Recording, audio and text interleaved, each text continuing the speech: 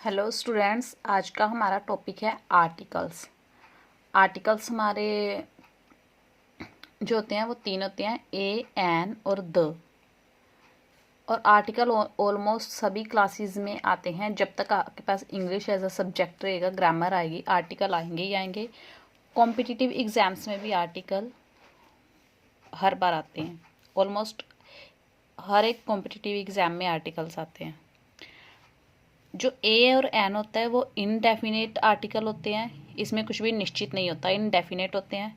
जो द होता है वो डेफिनेट आर्टिकल। दो तरह के आर्टिकल होते हैं, इनडेफिनेट और definite. Articles are of two types, indefinite articles a and an, definite articles the. पहले हम ए और एन का यूज़ सीखेंगे। ए कहाँ पे यूज़ होता है और एन कहाँ पे होता है। Look at the use of indefinite articles a and an, दोनों ही इनडेफिनेट आर्टिकल है। ये जब भी कोई चीज़ एक है उसके साथ यूज़ होगा जिसकी नाम को जब हम प्रोनाउंस करते हैं, जैसे बुक, हम बुक बोल रहे हैं तो वो कॉन्सोनेंट से शुरू हो रहा है। इंग्लिश में हमारे 5 वोवल होते हैं, ए, ई, आई, ओ, यू। इनको छोड़ के किसी और वर्ड से शुरू हो रहा है बोलने में तो वहाँ पे ए लगेगा।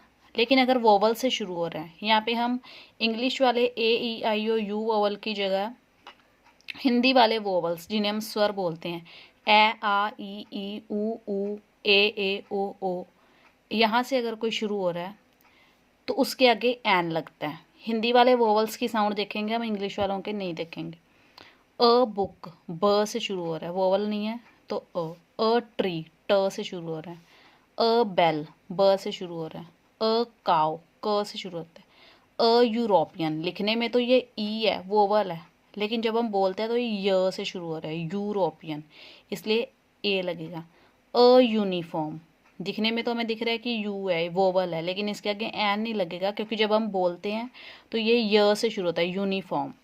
अ rose, a bag. We have used the article a before all the noun given above. हमने सबके साथ a article यूज़ किया है।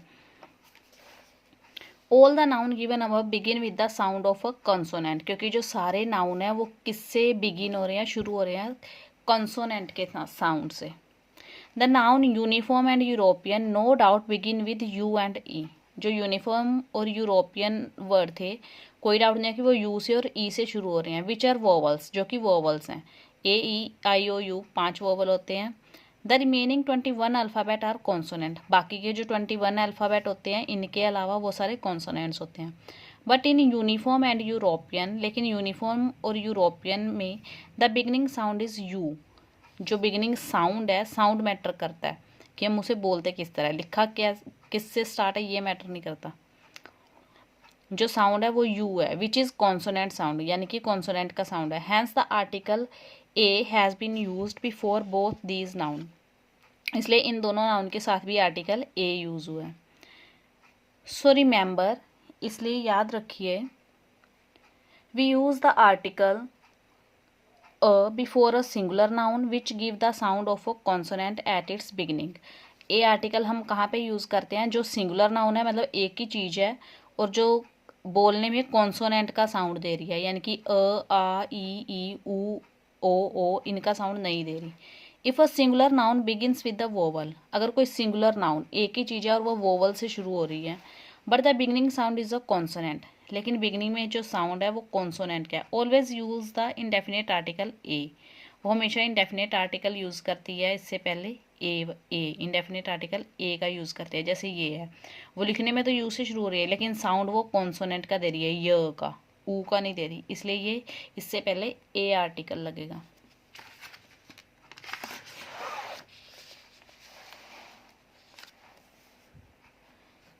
नेक्स्ट है, now look at the flowing pictures. We say an apple, an orange, an egg, an umbrella, an aeroplane, an inkpot, an insect, an actor.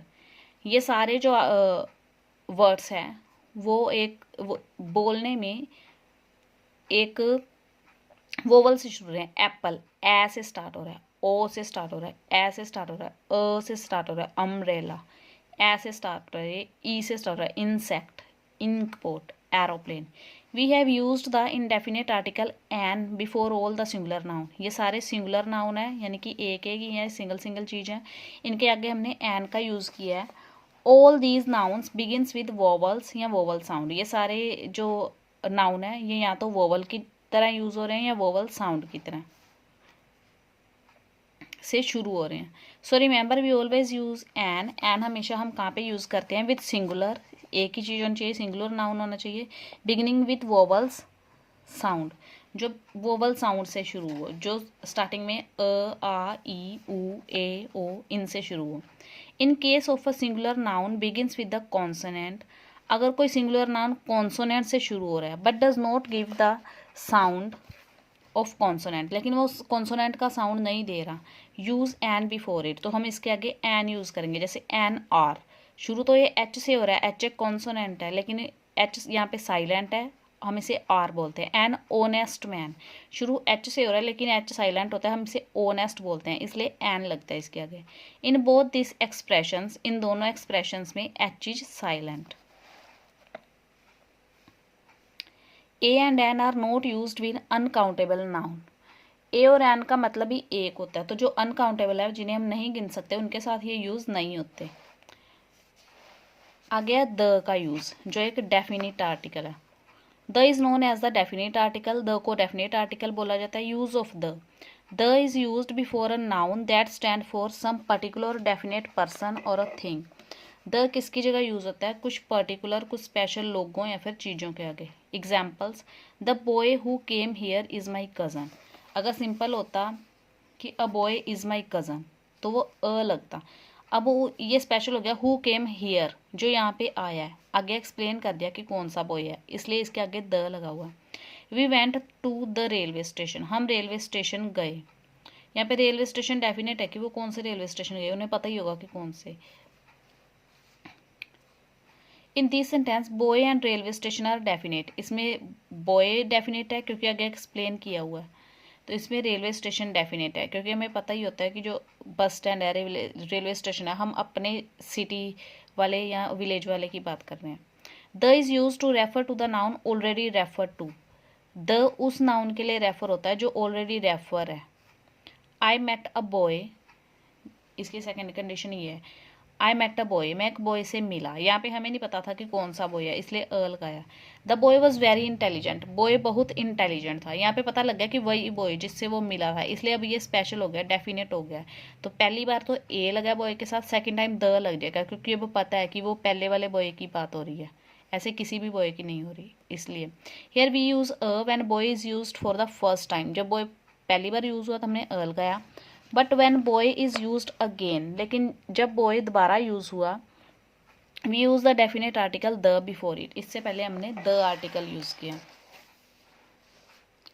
Similarly ऐसे ही there is a book on the table, table पे एक book है, the book is very interesting. हम अब यहाँ पे हमें पता चल गया कि कौन सी बुक की बात हो रही है, वही वाली जो टेबल पे है, इसलिए यहाँ पे द लग गया।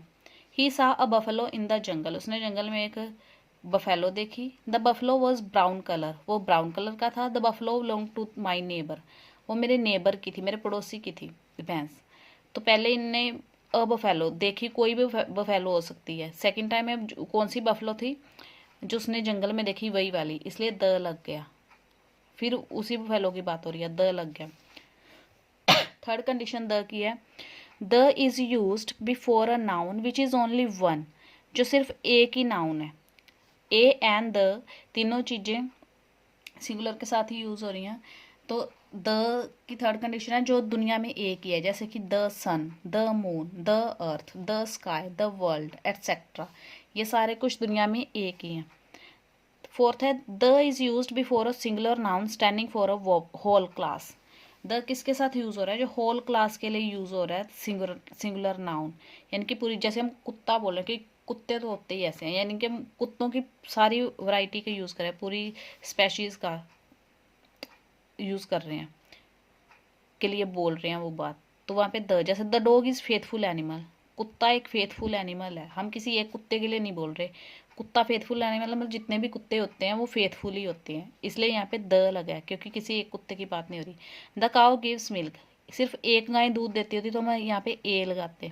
सारी गायें दूध देती हैं, सारी गायों को रेफर है, इसलिए द लगा हुआ है। Here it means all dogs are faithful animal and all cows give milk. The is used before names of seas, river, mountain range, island, countries. The किनके नाम के आगे यूज होता है? किसी समुद्र का नाम हो, नदी का नाम हो, माउंटेन रेंज का यानी कि पहाड़ियों का, पर्वत श्रृंखला जिसे बोलते हैं माउंटेन रेंज, आइलैंड का हो, किसी भी कंट्री का हो। With plural name, famous building, plural name के साथ, फेमस बिल्डिंग्स के साथ, कोई बिल्डिंग फेमस हो। न्यूज़पेपर एंड हॉली बुक्स है, हर एक कंट्री की जगह नहीं होगा, कंट्री विद प्लूरल नेम्स, जो प्लूरल नेम वाली कंट्री है उनके साथ। फेमस बिल्डिंग है कोई, जैसे ताजमहल।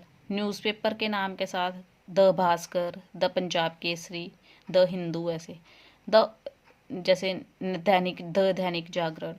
होली बुक्स के साथ the Bible, the Guru Granth Sahib, the Ramayana, the Mahabharata, the Quran.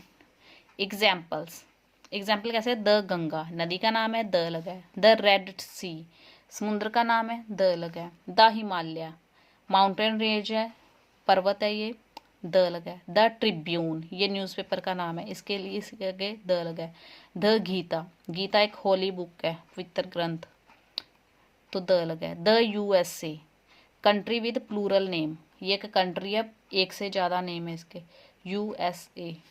The UK, ये भी दो वर्ड से मिलके बना है, प्लूरल नेम हो गया, etcetera. The is used before superlative degree of adjective, adjective की सुपरलेटिव डिग्री, जिसे हम वर्ब की थर्ड फॉर्म बोलते हैं, जैसे गुड पहली, बेटर सेकंड, बेस्ट थर्ड है, तो बेस्ट के साथ द लगेगा। She is the most beautiful girl of the class, beautiful, more beautiful, most beautiful, third degree क्या होती है? Most beautiful. तो जो भी थर्ड डिग्री होती है या सुपरलेटिव डिग्री या थर्ड डिग्री बोलते हैं हम इसको, उसके साथ द लगता है उससे पहले। She is the most girl of the most beautiful girl of the class. Lata is the best singer of India, the best.